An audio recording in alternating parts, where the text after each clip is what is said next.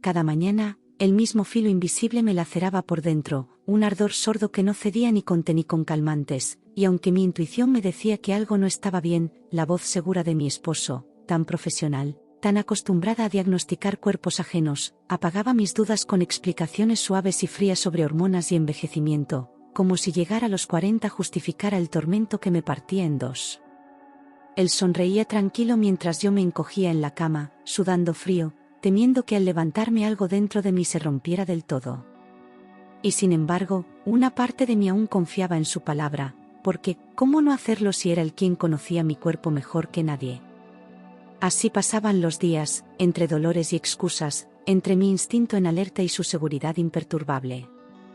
Pero cada noche, mientras intentaba dormir a su lado, sentía que había un abismo creciendo entre su bata blanca y mi verdad. Una mañana, mientras veía mi sangre caer otra vez, irregular, oscura, espesa, sentí que algo estaba muy mal, y por primera vez, tuve miedo de morir. Cada gota que descendía por mis piernas traía consigo una alarma muda que me estremecía los huesos, como si mi cuerpo quisiera gritar lo que mi mente se negaba a aceptar. Me quedé paralizada en el baño, mirando el líquido denso y oscuro que no se parecía a nada que hubiera visto antes, sintiendo como la náusea subía desde el vientre hasta la garganta. Apreté los dientes, luchando contra el mareo, con los ojos vidriosos y el alma encogida por un presentimiento feroz. Si no hacía algo, iba a terminar desangrada desde adentro. Fue en ese instante, abrazada al lavamanos, temblando de frío, que sentí el miedo real, puro, irreconocible, el miedo de no despertar al día siguiente. Y comprendí que ya no podía seguir confiando. Me miré al espejo con asco de mí misma, ojeras hundidas, piel ceniza, la boca sin color, y esa expresión de alguien que ya no se reconoce. Mis ojos, alguna vez brillantes, parecían pedir auxilio desde un lugar muy profundo. Me toqué el rostro como si pudiera borrar con las manos el cansancio, el miedo, la duda. Y fue entonces cuando lo sentí, como un golpe seco en el pecho. Mi esposo me estaba ocultando algo. No era cansancio, era traición escondida detrás de una bata blanca. Cada vez que le decía que los dolores empeoraban, él me acariciaba el cabello con condescendencia y me daba un beso en la frente como a una niña caprichosa, repitiendo la misma frase como si fuese una canción maldita: amor, exageras. Es hormonal. Y yo, en lugar de encontrar consuelo en sus palabras, sentía una rabia sorda creciendo dentro de mí. Quería gritarle que no era normal, que mi cuerpo estaba suplicando ayuda. Pero él siempre encontraba la forma de minimizar mi dolor, de hacerme dudar de mi propio juicio. Y yo, atrapada en esa cárcel de confianza, no sabía cómo salir. Pero mi instinto gritaba que no era hormonal, era algo más profundo, más oscuro, como una sombra que se movía dentro de mí sin nombre ni forma. Cada noche, al acostarme, lo sentía, una presencia, un peso, algo extraño que no me pertenecía. Cerraba los ojos con la esperanza de despertar distinta, sana, libre, pero cada amanecer traía el mismo tormento. Mis pensamientos se volvían más agudos, más precisos, como cuchillas: hay algo dentro de mí que no debería estar. Y cuanto más lo ignoraba, más fuerte se volvía ese grito silencioso. Intenté agendar una consulta con él como paciente, de forma formal, casi absurda, como si no durmiéramos en la misma cama, pero él me dijo que no podía, que debía irse a un congreso fuera de la ciudad durante 3 días. Su voz sonaba fría, lejana, y no hubo espacio para objeciones. Me besó la mejilla sin mirarme a los ojos, tomó su maletín y salió como si nada ocurriera. Me quedé sola en casa, abrazada por el silencio, con el cuerpo hecho un nudo y la mente en un torbellino. Justo cuando más lo necesitaba, él desaparecía. Esa misma noche, doblada de dolor sobre el sofá, con el estómago ardiendo y las lágrimas mezclándose con el sudor frío, decidí que ya no podía esperar más. Tomé el celular con manos temblorosas y busqué en internet clínicas cercanas, ginecólogos confiables, cualquier nombre que no fuera el suyo. Me dolía el cuerpo y también el alma, pero algo se encendió en mí, algo feroz, indomable. Voy a ver a otro ginecólogo, cueste lo que cueste, me repetí como un mantra mientras apretaba los dientes. No sabía qué iba a encontrar, pero necesitaba saber la verdad. Al día siguiente, entré temblando en la clínica del doctor Herrera, con la blusa empapada de sudor, las manos frías y la garganta seca como ceniza. La recepcionista me miró con preocupación y me pasó rápido al consultorio sin muchas preguntas. Sentada en la camilla, con la bata abierta y el corazón a punto de explotar, no podía dejar de pensar en lo que mi esposo diría si supiera que estaba ahí. Pero ya no me importaba su opinión, su autoridad, su título. Solo quería respuestas, y quería sobrevivir. Cuando él comenzó el examen, lo noté de inmediato, su rostro cambió, la expresión se tensó, y sus manos se detuvieron por un segundo demasiado largo. El silencio en la sala era tan espeso que podía escucharse mi respiración agitada. Él no decía nada, pero su mirada lo decía todo, como si acabara de descubrir una aberración. Entonces se incorporó lentamente y me miró directo a los ojos, con una gravedad que me estremeció. Y sin rodeos, pronunció la frase que rompería mi mundo: necesitamos un ultrasonido ahora mismo. Lo que estoy viendo, no debería estar ahí. Sentí la piel erizarse mientras me llevaban al ultrasonido, mis manos sudaban, mi respiración temblaba, y mi cabeza daba vueltas con cada posibilidad aterradora que intentaba imaginar. Cada paso hasta la sala me parecía eterno, como si caminara hacia una revelación que no estaba preparada para enfrentar. El doctor iba serio, sin palabras innecesarias, y eso me aterraba aún más. Me recosté en la camilla con el pecho apretado, los ojos abiertos sin parpadear. Sabía que algo iba a cambiar, pero no imaginaba cuánto. Durante el examen, el doctor acercó la pantalla y me pidió que mirara. Yo deseé cerrar los ojos, desaparecer, volver atrás en el tiempo, pero algo me obligó a ver. El monitor mostraba una imagen extraña, borrosa al principio, pero luego clara como el agua. Él señaló una forma sólida, definida, incrustada donde no debía haber nada. Sentí un nudo subiendo por mi garganta mientras mi cuerpo se paralizaba por completo. Lo que había ahí dentro, no era parte de mí. Allí, en blanco y negro, había un objeto sólido incrustado en mi útero. No era un tumor, no era un quiste, no era nada que tuviera lógica en mi historia médica. Era algo metálico, de bordes definidos, con una estructura que parecía colocada a propósito. Quise hablar pero no salieron palabras, el aire se me había ido del cuerpo. Cerré los ojos un instante, deseando que fuera un error, una confusión, una imagen antigua. Pero al abrirlos, seguía allí, inmóvil, como una verdad enterrada en mi carne. Allí, en blanco y negro, había un objeto sólido incrustado en mi útero, una figura rígida que contrastaba violentamente con el tejido blando que la rodeaba, como si hubiera sido implantada sin cuidado ni compasión. Sentí un vacío repentino en el estómago, un vértigo que me dejó sin respiración mientras el doctor ajustaba la imagen para mostrarme sus bordes definidos. La pantalla me devolvía una verdad que mi mente se negaba a procesar. No era un accidente, ni un crecimiento natural, ni algo que pudiera ignorarse. Era una intrusión.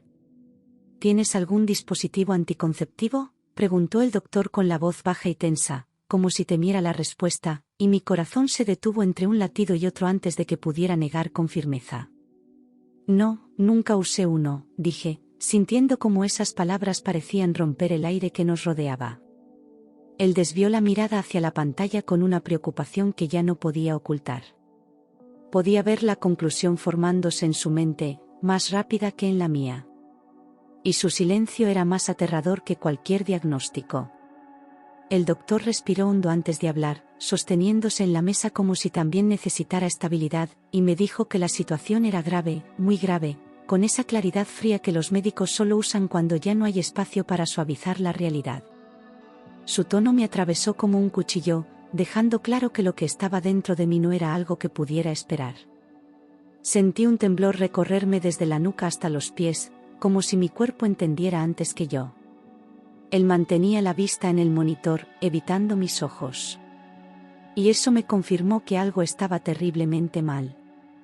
Me explicó que el objeto parecía un DIU antiguo, un modelo que había sido prohibido hacía años por sus efectos tóxicos y por los daños severos que causaba en las pacientes, y cada palabra suya me hundía más en un pozo oscuro de incredulidad. No podía entender cómo algo así había llegado a mi cuerpo sin que yo lo supiera. Me sentía vulnerable, expuesta, despojada de toda seguridad. El doctor hablaba con precisión, pero su voz también contenía indignación. Sabía que estábamos frente a algo que no debía existir. Sentí como si el mundo se partiera en dos cuando escuché su explicación, porque la sola idea de tener un DIU dentro de mí sin haberlo permitido me hizo arder de miedo y rabia al mismo tiempo. Era imposible imaginar una circunstancia en la que yo hubiera aceptado algo así, y esa imposibilidad me golpeó con fuerza brutal. ¿Quién habría tenido poder suficiente para hacerlo sin mi consentimiento? Me llevé una mano al vientre, sintiendo un rechazo visceral hacia ese objeto ajeno. Y en ese gesto entendí que mi vida había sido manipulada. El doctor no esperó ni un minuto más, ordenó exámenes urgentes con un tono que mezclaba prisa y preocupación, explicándome que ese DIU podía causar infecciones severas, hemorragias peligrosas e incluso daños irreversibles en mi fertilidad. Cada palabra añadía peso a la angustia que ya me oprimía el pecho, haciéndome consciente de lo cerca que había estado del desastre. Yo asentía sin poder hablar, apenas capaz de mantenerme sentada en la camilla. Sentía mis manos heladas, como si la sangre no terminara de circular. Y dentro de mí, el miedo crecía como una sombra. Cuando escuché la palabra infertilidad, mis ojos se llenaron de lágrimas de inmediato, porque tener un bebé siempre había sido un sueño que guardaba en silencio, esperando el momento adecuado. Sentí que algo se rompía dentro de mí, un dolor distinto al físico, más profundo y devastador.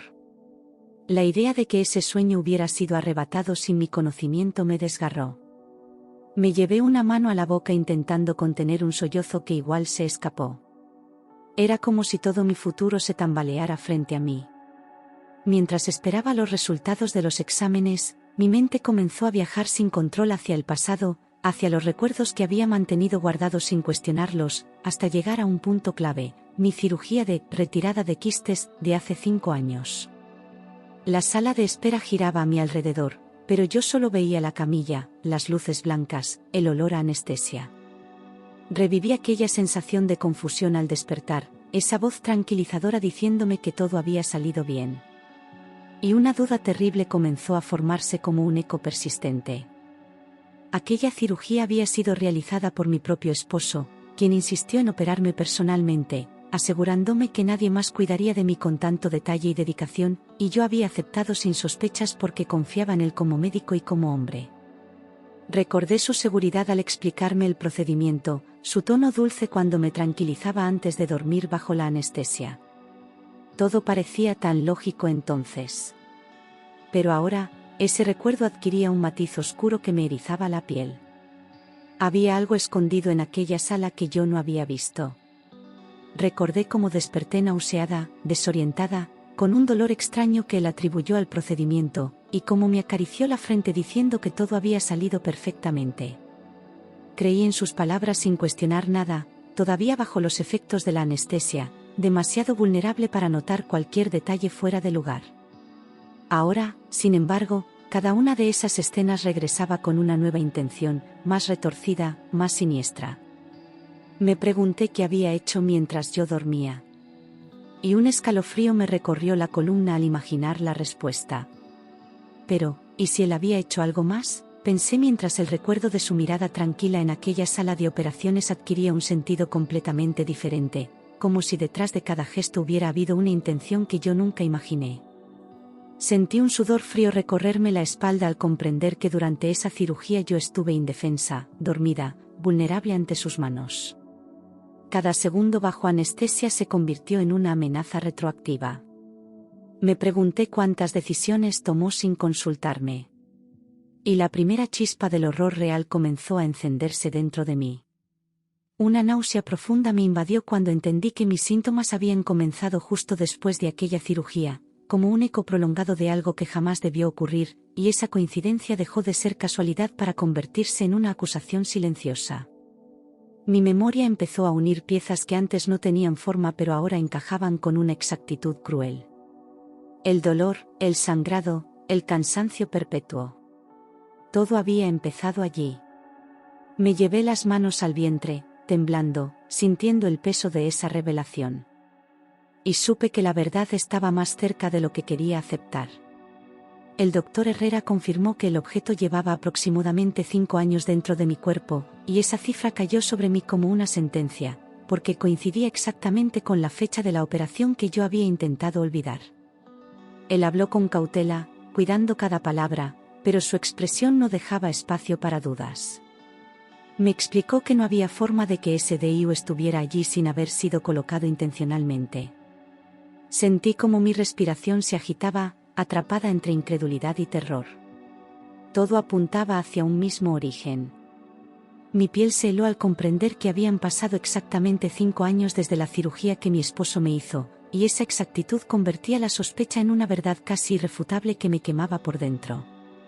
Era como si los recuerdos, antes confusos, se ordenaran uno tras otro revelando un patrón oscuro que había estado frente a mí todo este tiempo. No podía dejar de preguntarme qué clase de persona haría algo así. El mundo a mi alrededor pareció estrecharse, dejándome sin espacio para respirar.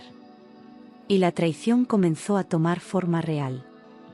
¿Él habría colocado eso en mí sin mi consentimiento? Pensé con un temblor que me recorrió desde el pecho hasta las piernas, incapaz de comprender cómo alguien que compartía mi cama podía considerar mi cuerpo como un territorio para manipular. La pregunta se repetía en mi cabeza con un ritmo obsesivo, como un tambor que no daba tregua.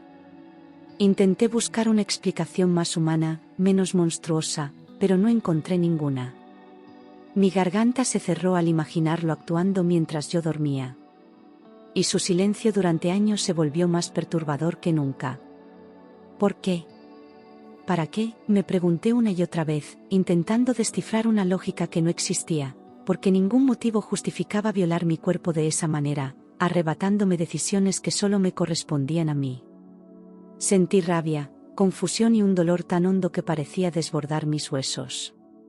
Pensé en nuestras conversaciones, en sus excusas, en la manera en que siempre evitaba hablar de hijos. Cada detalle cobraba un nuevo significado. Y la sombra de una intención oscura comenzó a crecer detrás de cada recuerdo. Las preguntas me aplastaban mientras el doctor decía que necesitaba operarme de inmediato, con una urgencia que no admitía discusión, dejando claro que mantener ese objeto dentro de mí era un riesgo que podía costarme la vida. Sentí que el suelo desaparecía bajo mis pies mientras trataba de asimilar todo lo que estaba sucediendo. Él me habló de infecciones, de hemorragias, de daños que podrían empeorar con el tiempo. Yo apenas podía sentir, con los ojos llenos de lágrimas que no terminaban de caer. Era como vivir dentro de un accidente del que no podía escapar.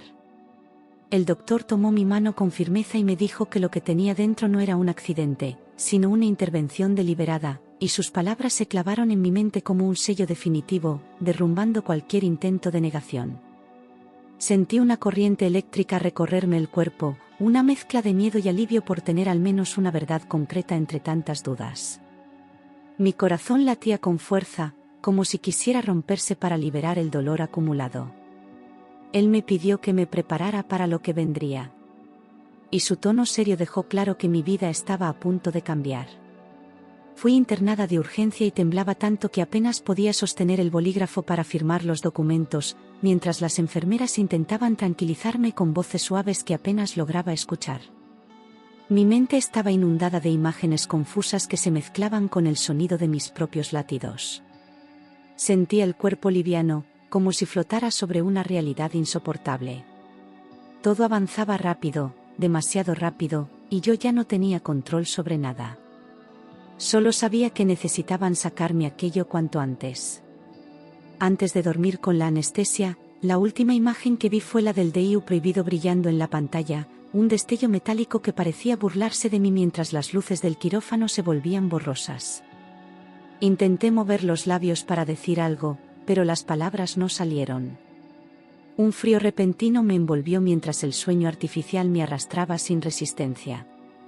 Pensé en todo lo que todavía no sabía, en todo lo que temía descubrir.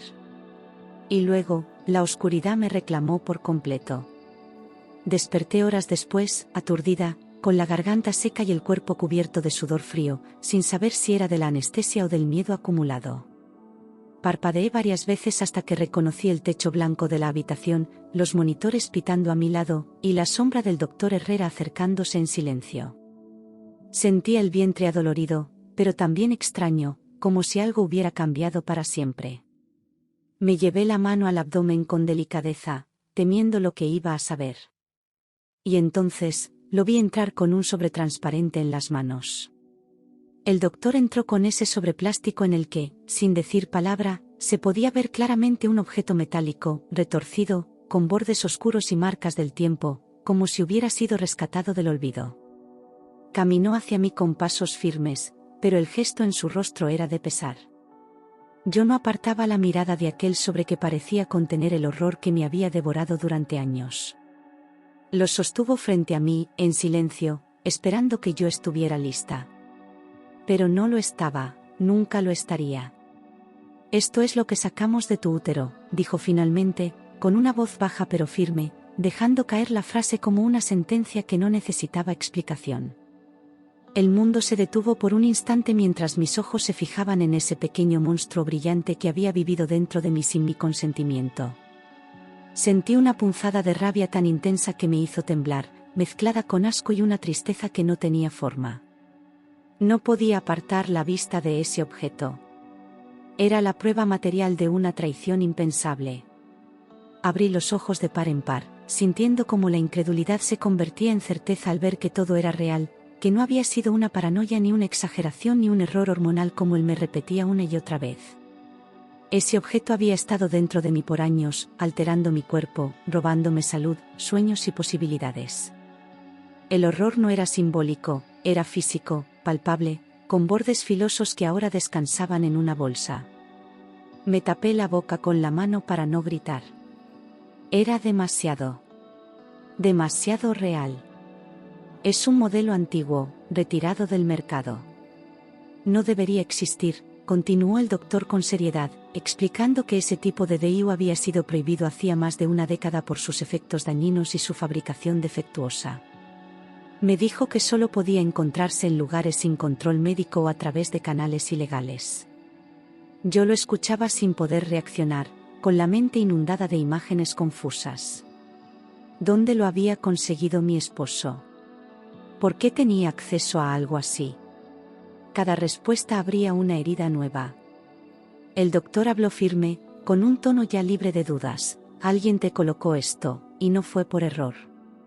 Su voz tenía un peso que me obligó a mirarlo a los ojos, y en su expresión vi la gravedad de lo que acababa de decir.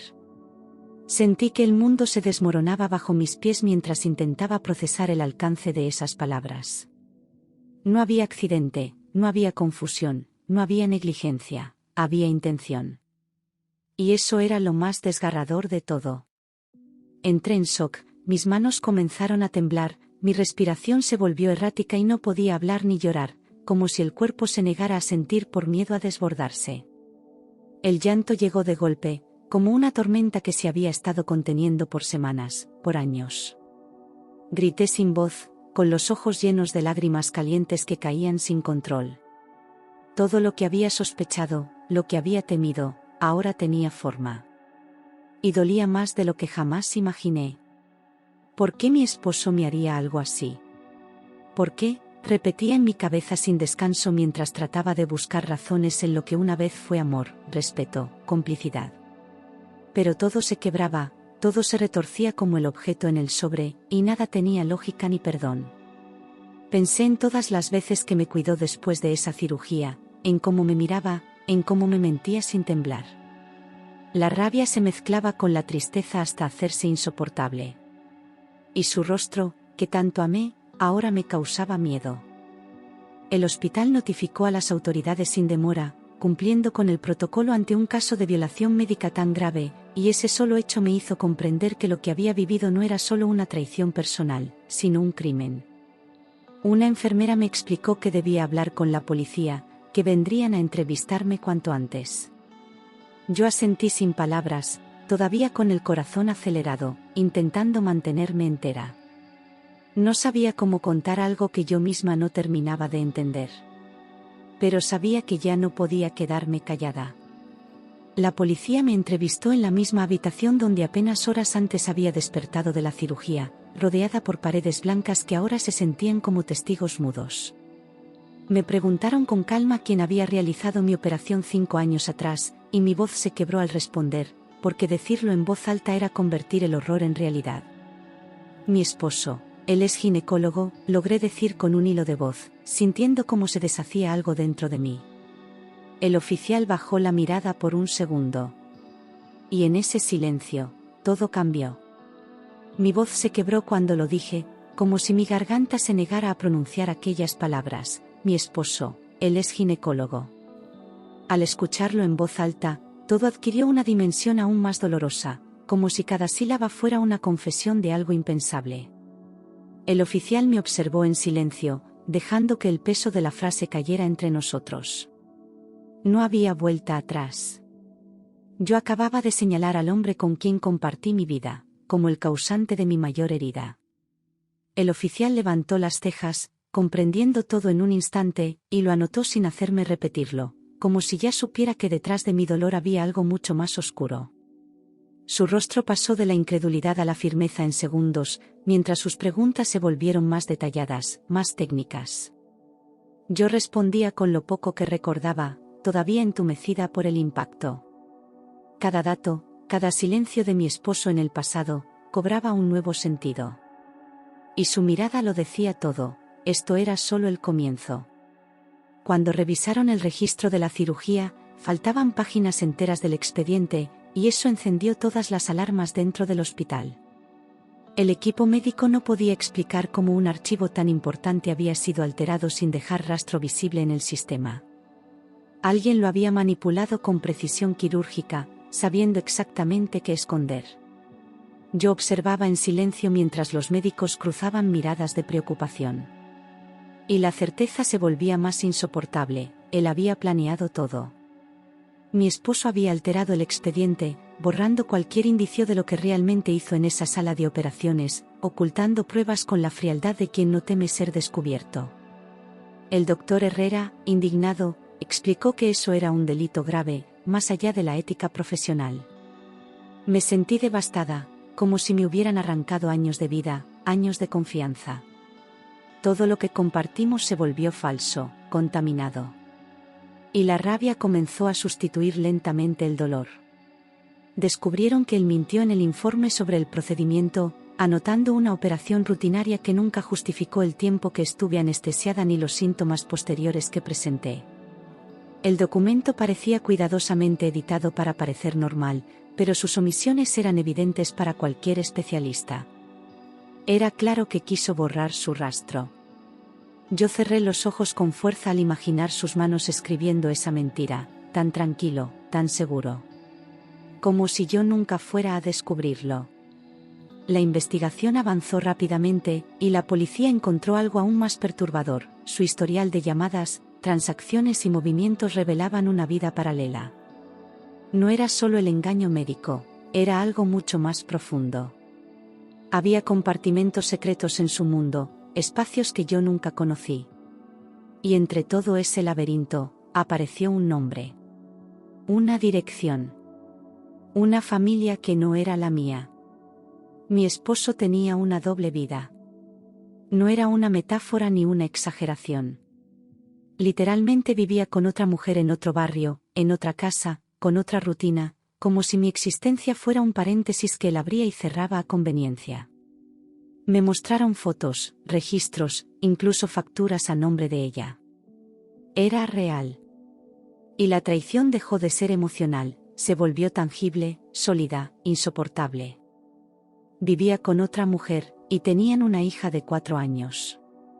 Al escuchar eso, sentí que el mundo se me apagaba por dentro, como si una parte de mí se apagara para siempre. Él siempre decía que quería tener un hijo conmigo, que era su ilusión pendiente, su meta familiar.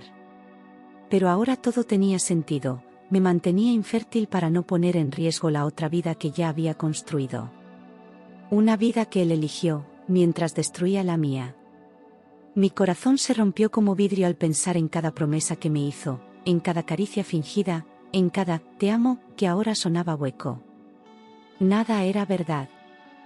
Nada fue real. Estuve años al lado de un desconocido que planificó mi silencio, mi dolor, mi infertilidad, para que su otra familia nunca se viera amenazada. Me cubrí la cara con las manos, deseando desaparecer. Y comprendí que esa herida no se curaría con el tiempo. Pero ahora todo tenía sentido: el control, las evasivas, los diagnósticos fríos, la cirugía impuesta. No era descuido, era estrategia. Él necesitaba que yo no pudiera quedar embarazada para evitar conflictos con su otra vida, con esa mujer que vivía engañada como yo. Yo era un estorbo en su plan perfecto. Y al fin, lo vi con claridad: no me amaba, me usaba. Y casi me destruyó. La mujer con quien vivía confesó que él le había dicho que yo no podía quedar embarazada, como si mi cuerpo fuera simplemente un caso cerrado, una excusa cómoda para justificar su doble vida. Ella lloraba al hablar, repitiendo que no sabía nada, que también fue engañada, y yo quise creerle, aunque ya no me quedaba confianza para repartir. Lo más cruel era saber que él manipuló dos vidas al mismo tiempo con la misma frialdad. Nos controlaba como piezas en un tablero. Y ninguna de las dos tenía idea de quién era en realidad. Encontraron mensajes en su teléfono donde decía que tenía que resolver el problema de la esposa, como si yo fuera una molestia, una carga, un obstáculo que debía eliminar de forma silenciosa. Cada palabra escrita por él era un puñal, no por el contenido, sino por la indiferencia con la que hablaba de mí. Ya no era su pareja, ni su paciente, ni siquiera una mujer. Era el problema. Leerlo fue como ver mi dignidad aplastada en una pantalla. Y entendí que me había borrado mucho antes de que yo lo supiera. Ese problema era yo. Así, sin nombre, sin historia, sin humanidad. Un cuerpo que él podía alterar, un alma que podía romper sin consecuencias. Me invadió una rabia tan grande que por un momento me sentí capaz de gritarle al mundo todo lo que había callado. Nadie merece ser despojada de su autonomía por la comodidad de otro. Nadie merece que su confianza sea convertida en herramienta de control. Y yo juré que ya no permitiría más silencio. Fue detenido por violación corporal, fraude médico y lesiones a la salud, y aunque verlo esposado no me devolvía lo perdido, al menos sentí que la justicia comenzaba a moverse. No fue fácil declarar, revivir cada detalle, enfrentar miradas incrédulas, pero lo hice. Por mí, por otras mujeres, por todo lo que me fue arrebatado. Su arrogancia se desmoronó en el momento en que tuvo que responder a un juez. Y ese fue el primer día en que respiré sin miedo. Yo observé todo desde lejos, sentada en un rincón del tribunal, sin fuerzas para gritar ni llorar, como si mi cuerpo aún no pudiera creerse libre. Tenía la mirada clavada en él, pero ya no sentía amor, ni odio. Solo vacío. Un abismo silencioso entre lo que fui y lo que quedaba de mí. Era una extraña en mi propia historia. Pero al menos, esa historia ya no la controlaba él. Mi alma estaba en ruinas, como si cada parte de mí se hubiera resquebrajado en pedazos que no sabía cómo juntar. No confiaba en nadie, ni en mí misma. Dudaba de cada decisión, cada recuerdo, cada gesto que antes me parecía tierno y ahora era solo manipulación disfrazada. Me aislé por semanas, temiendo volver a ser herida. Pero en medio de esa oscuridad, algo dentro de mí aún respiraba. Y eso fue suficiente para seguir viva. Sobreviví.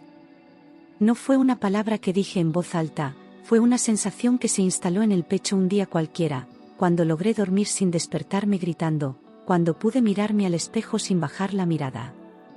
Sobreviví a su control, a su engaño, a la mutilación de mi voluntad. No fue una victoria limpia ni rápida. Pero era mía. Y nadie más volvería a arrebatármela. Ahora tenía que aprender a vivir, después de tanta oscuridad, después de haber sido reducida a una sombra de mí misma. No se trataba de volver a ser la de antes, porque esa mujer ya no existía. Se trataba de construir una nueva, con cicatrices pero de pie, con miedo pero con verdad. La vida ya no me debía explicaciones, pero yo me debía justicia. Y esa reconstrucción iba a ser mía. La recuperación fue lenta y dolorosa, pero cada día sentía que mi cuerpo me devolvía un poco de la libertad que me habían robado, como si cada respiración se convirtiera en una forma de resistencia. Volví a caminar sin doblarme de dolor, a dormir sin apretar los dientes, a comer sin náuseas. Mi piel se fue llenando de color y mis ojos dejaron de huir del reflejo en el espejo. No era solo física la sanación. Era también del alma, y esa tardaba más. Podía dormir sin dolor. Sin miedo. Sin pesadillas. Y aunque aún despertaba en medio de la noche con el corazón acelerado, al menos ya no lo hacía con su voz en mi cabeza. Comencé a reconocer los sonidos de mi casa como míos, sin su sombra detrás de cada objeto. Respiraba tranquila, sin sentirme observada ni juzgada. La paz no era total, pero era real. En un grupo de apoyo para mujeres víctimas de violencia médica conocí a Diego, un psicólogo de mirada serena y palabras suaves que no intentaba curarme, solo acompañarme. No me interrogaba, no me presionaba, simplemente estaba ahí, escuchando mis silencios con respeto. Su presencia no me asustaba, no invadía, no exigía. Era la primera vez que un hombre no me hacía sentir pequeña. Y eso, por sí solo, ya era un comienzo. Él era paciente, honesto, y me miraba como si yo no estuviera rota, como si mereciera todo lo que alguna vez soñé y me fue negado. No buscaba salvarme ni reemplazar nada. Solo me ofrecía verdad. Y esa verdad, limpia y sin adornos, fue lo más sanador que recibí en años. Con él, aprendí que confiar no es olvidar, es elegir otra vez. Por primera vez en años, sentí esperanza. No como un estallido eufórico, sino como una brisa suave que me empujaba a avanzar, paso a paso, sin apurarme. No necesitaba fingir fortaleza, tampoco esconder mis heridas. Diego me veía entera, incluso cuando yo sentía que solo quedaban pedazos. Y gracias a eso, comencé a imaginar un futuro. Nuestro vínculo creció de manera natural, sin prisas ni promesas, solo con la certeza de que podíamos construir algo nuevo sobre las ruinas. Nos acompañábamos en los días buenos y en los días en que el pasado regresaba con fuerza. Había ternura, pero también espacio. Amor, pero sin dependencia. Y en ese equilibrio, encontré consuelo. Un año después, adoptamos a una niña que cambió nuestras vidas con su risa, con sus ojos enormes, con su forma de abrazar como si supiera que yo también había estado esperando toda la vida. No nació de mí, pero nació para mí. Y en el momento en que la sostuve por primera vez, sentí que todo tenía sentido. Mi historia no terminó en el dolor. Empezaba de nuevo en sus brazos. Cuando la tomé en mis brazos, sentí que mi sueño finalmente se cumplía, no como lo había imaginado antes, sino mucho más profundo, más verdadero. Ella no venía a llenar un vacío, venía a multiplicar lo que yo ya había reconstruido. Era la vida diciéndome que todavía era posible amar sin miedo. Me temblaban las manos, pero no de tristeza. Era felicidad, de la que no asusta. Sobreviví a lo peor, y renací. No como una versión perfecta ni invencible, sino como una mujer que aprendió a reconocer su voz, su valor, su cuerpo. La herida sigue ahí, pero ya no sangra. Aprendí a mirarla sin culpa, a honrarla como parte de mi historia. Porque renacer no es olvidar, es vivir de nuevo sin pedir permiso. Hoy puedo decir, con lágrimas de alivio, mi cuerpo volvió a ser mío, y mi vida también. No hay día que no recuerde, pero ya no me paraliza. No hay noche sin memoria, pero tampoco sin esperanza. Mi historia no fue justa, pero fue mía. Y ahora, por fin, soy libre de escribir el resto con la verdad en la piel, y amor en el corazón. A veces me despierto en medio de la noche y aún tardo unos segundos en recordar que ya no estoy atrapada. Miro a mi hija dormida, a Diego respirando en calma a mi lado, y siento que mi vida, aunque marcada por cicatrices, es finalmente mía. Ya no tengo que explicarme, ni justificar mi historia, ni esconder mi dolor para que otros se sientan cómodos. Lo que viví me pertenece, y también la libertad de seguir adelante. No soy una víctima eterna, soy una mujer que eligió no rendirse. He aprendido que la verdad, aunque duela, también libera. No fue fácil enfrentarla, porque cada recuerdo traía consigo un duelo nuevo, pero callarla habría sido permitir que él siguiera ganando. Hablar, gritar, denunciar, todo fue necesario para reconstruirme desde los escombros. No quiero que ninguna mujer vuelva a atravesar lo que yo viví en silencio. Y si mi historia sirve para encender una alarma, para salvar a otra, entonces no fue en vano. Me costó mucho volver a confiar en el reflejo del espejo, tocar mi piel sin pensar en lo que me fue arrebatado sin permiso. Pero hoy, cuando me visto cada mañana, ya no lo hago con vergüenza. Me cubro con dignidad, me muevo con decisión, habito mi cuerpo con respeto. No soy la misma de antes, y no quiero serlo. Ahora soy más fuerte, aunque esa fuerza me haya sido arrancada a la fuerza. Con Diego aprendí que el amor no duele, no controla, no manipula. Amar no es rendirse ni callar. Amar es compartir sin miedo, caminar al lado, no encima. Él me enseñó que hay hombres que también sanan, que saben escuchar sin invadir, cuidar sin poseer. Con él, reaprendí a reír. Y a veces, eso es lo más valiente que una puede hacer después del horror, volver a reír. Mi hija me mira como si yo fuera invencible, y a veces quisiera decirle que no lo soy, pero luego la abrazo fuerte y pienso que quizás sí lo soy, porque sigo aquí. No por lo que sobreviví, sino por lo que construí después. Ella no conocerá mi pasado como una herida, sino como la historia de una madre que eligió luchar. Y cuando crezca, le contaré que nadie tiene derecho a decidir sobre el cuerpo de otra persona. Nunca más. No sé qué pasará mañana, ni espero que la vida sea perfecta. Pero ya no le tengo miedo a lo que venga. Lo peor ya pasó, y no me destruyó. Aprendí a caminar con mis ruinas, a hablar con mi sombra, a bailar con el miedo cuando se asoma. Mi historia ya no es un secreto. Es una llama encendida. Y ahora, nadie podrá apagarla. Porque el cuerpo de una mujer no es un campo de batalla. Es territorio sagrado. Es casa. Es raíz. Y yo, por fin, he vuelto a habitar el mío con toda la fuerza de quien fue despojada, y decidió volver a ser.